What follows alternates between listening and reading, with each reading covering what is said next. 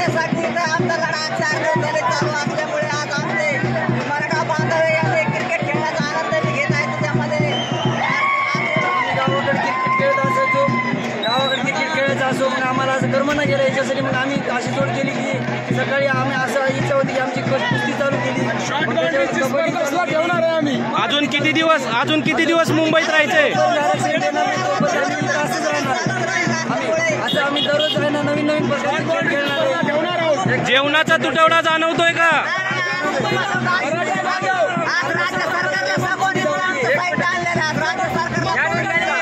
आम्ही आरक्षणासाठी मुंबईच्या ठिकाणी 1-2-3 दिवस आलेलो आहे. कंटिन्यू इथं या चौकामध्ये उन्हाचं पाण्याचं वाऱ्या पान न पाहता आम्ही या ठिकाणी आलेलो आहोत. आमचे जरांगे पाटील या ठिकाणी उपोषण करत आहेत. आम्ही या ठिकाणी एक मैदानी खेळ म्हणून या ठिकाणी क्रिकेटचा आनंद घेत आहोत आणि या ठिकाणी सरकारला इशारा पण देत आहोत.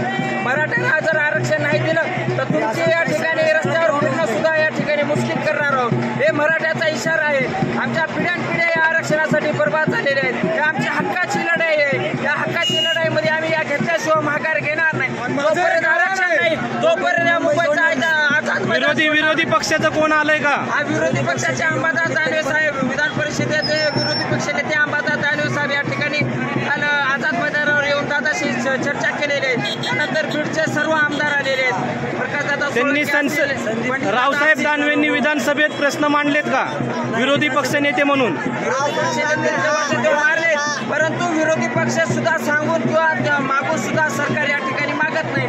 एवढा मराठा समाजाची भावना तीव्र असताना हे सरकार गेल्याच्या कातडीचं सरकार आहे. कुठले जे दखल घेत नाही.